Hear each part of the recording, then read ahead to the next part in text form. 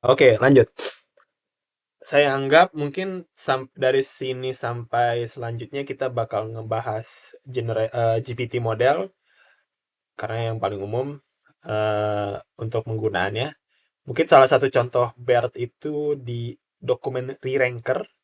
Kalau di open source ada dokumen re-ranker, dia tugasnya nentuin konteks dokumen mana yang paling mungkin untuk pertanyaan si user. Tapi untuk sampai sekarang saat ini kita bakal ngebahas GPT. Oke, sekarang lebih topik yang saya mau bahas itu, saya copy dari sini aja. Halo, bisa saya copy? Ah, oke, makasih. Adalah fine tune versus jangan pre-train versus fine tune. Tune. Oke. Apa bedanya Miko? Apa beda pre-train dengan fine tune? Saya nggak suka istilah pre-train, tapi iya terpaksa. Eh, istilah industri. Jadi sebenarnya dalam fase ngetrain large language model ada dua tahap besar. Tahap pertama pre-train. Ini dimana ketika semua faktor di attention,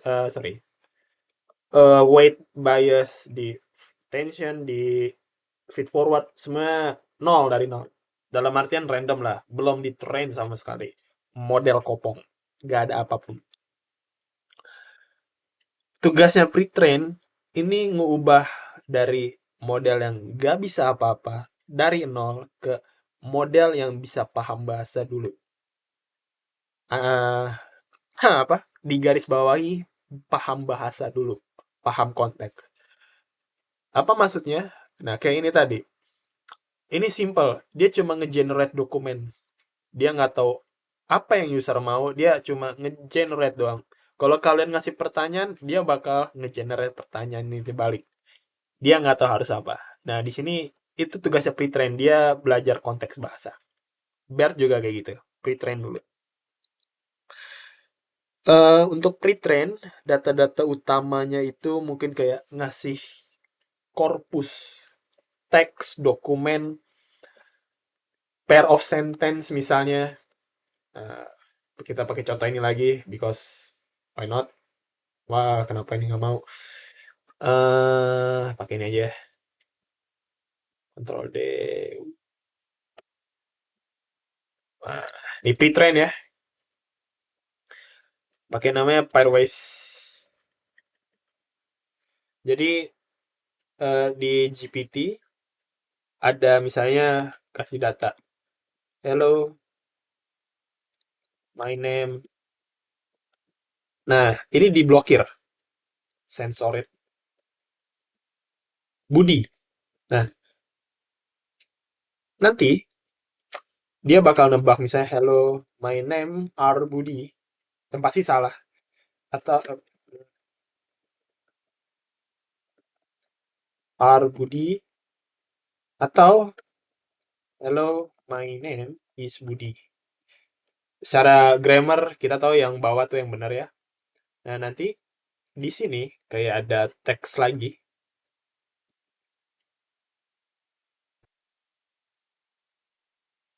Nah, ini feature yang dia harus pelajarin dan dia tuh harus nebak apa isi kata sensornya ini.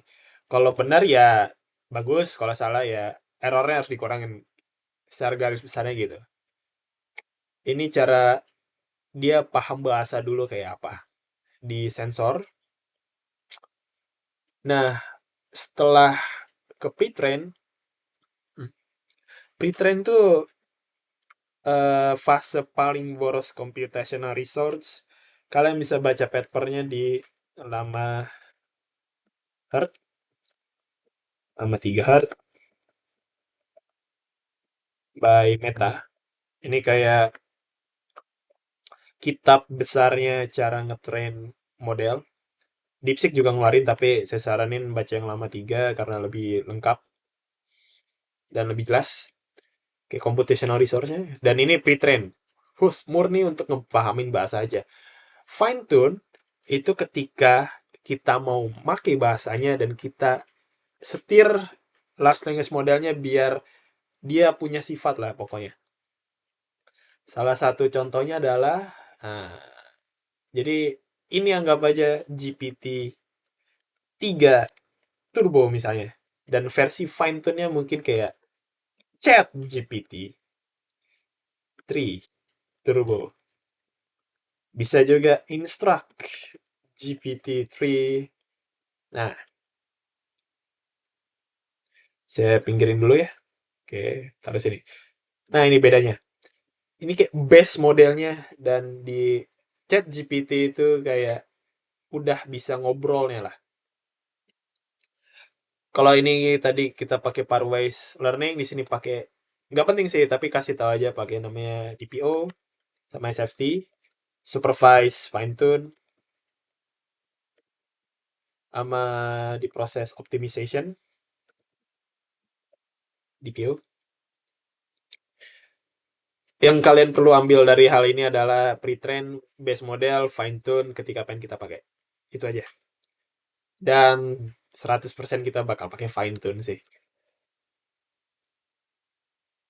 Mungkin itu sih bedanya. Ya, gak ada lagi sih. Kita pasti pakai fine tune. Untuk next, ini karena kita baru permulaan, ini kayak garis besarnya LLM. Nextnya mungkin kayak lebih ke arah aplikasinya apa aja yang bisa dipakai untuk LLM. Lanjut ke topik berikutnya.